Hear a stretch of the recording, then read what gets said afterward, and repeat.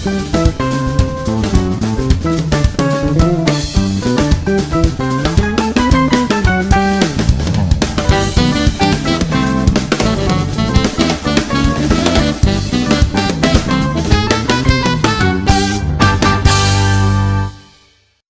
Blessed People, balik lagi bersama dengan gue, Unedo Tesalonika Gultom.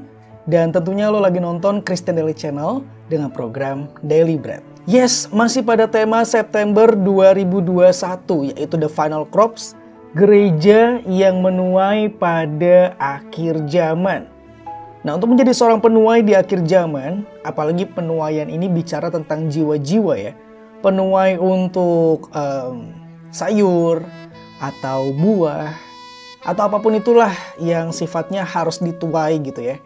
Penuainya itu tentu memiliki kriteria. Minimal berbicara tentang skill. Nah, kalau misalnya berbicara tentang penuaian jiwa, selain skill, tapi juga ada yang lebih penting.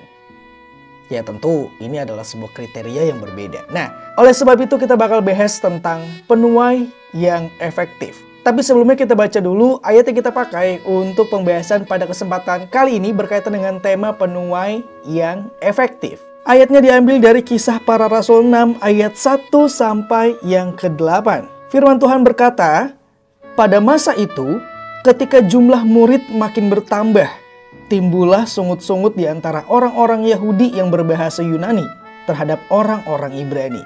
Karena pembagian kepada janda-janda mereka diabaikan dalam pelayanan sehari-hari. Berhubung dengan itu, ke-12 rasul itu memanggil semua murid berkumpul dan berkata, 'Kami tidak merasa puas karena kami melalaikan firman Allah untuk melayani meja. Karena itu, saudara-saudara, pilihlah 7 orang dari antaramu yang terkenal baik, yang penuh roh dan hikmat, supaya kami mengangkat mereka untuk tugas itu, dan supaya kami sendiri dapat memusatkan pikiran dalam doa dan pelayanan firman.' Usul itu diterima baik oleh seluruh jemaat. Lalu mereka memilih Stefanus, seorang yang penuh iman dan Roh Kudus, dan Filipus, Prokorus, Nikanor, Timon, Parmenas, dan Nikolaus, seorang penganut agama Yahudi dari Antioquia. Mereka itu dihadapkan kepada rasul-rasul. Lalu rasul-rasul itu pun berdoa dan meletakkan tangan di atas mereka. Firman Allah makin tersebar, dan jumlah murid di Yerusalem makin bertambah banyak. Juga sejumlah besar imam menyerahkan diri dan percaya." Sebelum kita masuk ke pembahasan tentang penuai yang efektif, gue mau membahas dulu ayat yang tadi kita sudah baca dari Kisah Para Rasul. Di situ kelihatan banget dengan jelas bahwa gereja pada masa itu belum memiliki organisasi yang formal, di mana kondisinya segala sesuatunya itu dipimpin oleh rasul aja. Dan sebuah hal yang sangat lumrah terjadi ya, ketika ada begitu banyak orang, ada banyak pemikiran, banyak ide, banyak segala macamnya lah dari manusia itu udah berkumpul, pasti ada aja yang teledor, pasti ada aja yang tidak terpenuhi dan lain sebagainya macamnya. Oleh sebab itu muncullah sungut-sungut pada saat itu yang membuat para rasul menyerahkan kepada mereka semuanya untuk memilih 7 orang sebagai pemimpin mereka. Dan rasul-rasul di sini memberikan kriteria pemimpin seperti apa yang harus mereka tunjuk pada masa itu. Dan di Kisah Para Rasul pasal yang ke-6 ayat yang ke-3, di situ kita bisa melihat dengan jelas kriteria apa yang diberikan oleh para rasul untuk mereka bisa mengangkat pemimpin. Kurang lebih ada 7 orang bagi mereka. Dari Kisah Para Rasul pasal yang ke-6 ayat yang ke-3, di situ kita bisa melihat dengan jelas apa aja kriteria yang diberikan oleh para rasul untuk mengangkat atau menunjuk di antara mereka. Kurang lebih jumlahnya ada 7 orang untuk menjadi pemimpin pada masa itu. Dan firman Tuhan kan berkata, "Karena itu, saudara-saudara, pilihlah 7 orang dari antaramu yang terkenal baik, yang penuh roh dan hikmat, supaya kami mengangkat mereka untuk tugas itu." Dan di ayat keempat, ini berkaitan dengan organisasi tadi, dikatakan, "Dan supaya kami sendiri, yaitu para rasul, dapat memusatkan pikiran dalam doa dan pelayanan firman." Dan terlihat dengan sangat jelas, hasil dari pembagian tugas ini ada di ayat yang ke-7. Di situ dikatakan, firman Allah makin tersebar dan jumlah murid di Yerusalem makin bertambah banyak. Juga sejumlah besar imam menyerahkan diri dan percaya. Dan kita langsung bedah aja nih ya berkaitan dengan penuai yang efektif. Sebenarnya ini nggak perlu dibedah yang terlalu bagaimana ya. Secara gamblang, secara harafiah kita udah bisa melihat dengan jelas apa aja menjadi kriterianya. Terkenal baik. Terkenal baik berarti ini bicara tentang reputasi, blessed people. Makanya ini buat lo anak-anak muda, lo harus memikirkan berkaitan dengan nama baik. Jangan menganggap karena lo masih muda lo bisa melakukan A, melakukan B, melakukan C tanpa memikirkan nama baik. Karena nama baik ini juga akan penting. Ya memang blessed people, kita sebagai anak-anak muda memang seringkali nggak memikirkan namanya nama baik. Iya kan? Kita melakukan segala sesuatu berdasarkan jiwa muda kita. Dan lo boleh bertanya deh sama orang tua.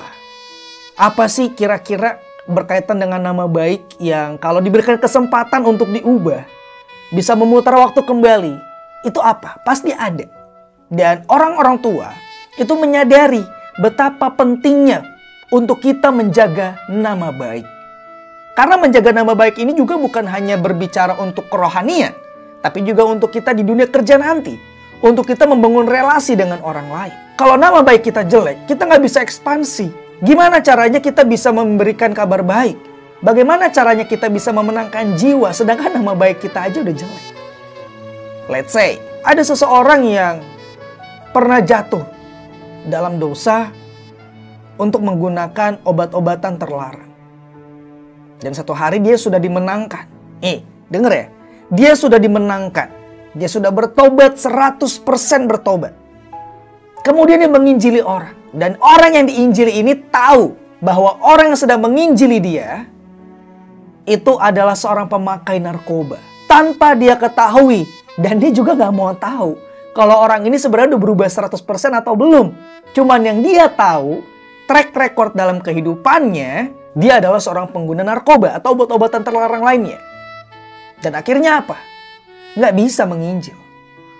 Nggak bisa menginjil ya artinya apa? Nggak bisa menuai. Susah gitu loh. Akhirnya kita kebentur dengan ulah kita sendiri. Sayang banget kan blessed people. Makanya sebisa mungkin blessed people, mumpung kita masih muda, belajarlah, berjuanglah untuk kita menjaga yang namanya nama baik. Menjaga nama baik di sini bukan berarti kita menjadi munafik. Bukan berarti kita jadi pakai topeng ya. Bukan. Tapi berusaha untuk berlaku baik sejak awal, sejak kita masih muda. Karena percayalah, itu akan berguna dalam segala sektor kehidupan kita.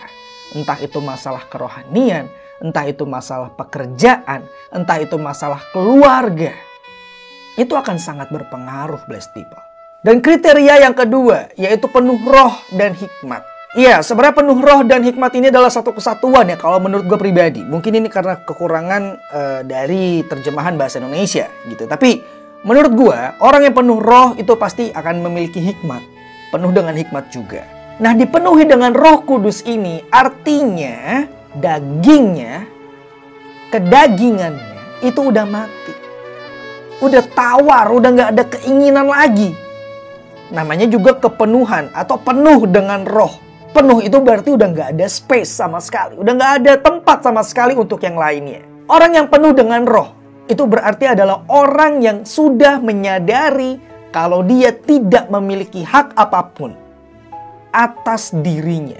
Itulah sebabnya blessed people, terutama di bulan ini, dari awal-awal gue sudah mengingatkan, gue sudah bagikan buat blessed people. Kita harus menjadi anak-anak Tuhan yang sepenuhnya sadar kalau kita tidak memiliki hak apapun atas hidup kita. Dan kembali, kalau gue mau mereview pembahasan sebelumnya, kita harus menyadari kita adalah ciptaan. Di mana ciptaan itu harus tunduk kepada Sang Pencipta. Kalau kita mau menjadi penuai yang efektif, ingat, belajarlah untuk menabur hal-hal yang terbaik mulai kita masih muda. Yakin dan percaya, nama baik kita akan selalu terjaga dan itu akan memudahkan kita untuk menyebarkan Injil, memperkenalkan Kristus kepada orang lain. Dan yang kedua, kita haruslah menjadi orang yang penuh dengan Roh Kudus. Penuh itu berarti 100%, bukan 99%. So, kalau Blessed People sudah siap untuk menjadi penua yang efektif, seperti biasa, yuk sama-sama kita ambil komitmen dan mulai melangkah. Pada saat kita sudah melangkah, pesan terakhir dari gua adalah untuk menjaga langkah tersebut supaya tetap konsisten. Karena peribahasa kan bilang, mendapatkan itu lebih mudah daripada mempertahankan. Untuk kita bisa pertama kali mengalami namanya kasih mula-mula itu gampang. Tapi untuk mempertahankan kasih mula-mula itu tetap ada di dalam kita, itu adalah hal yang susah. Oleh sebab itu, kembali gue katakan, jangan pernah menyerah. Karena menyerah bukanlah sebuah pilihan. So, terima kasih banyak buat Blessed People semuanya yang sudah nonton video ini dari awal sampai akhir. Selalu gue berharap semoga video dari Christian Daily Channel bisa memberkati Blessed People semuanya.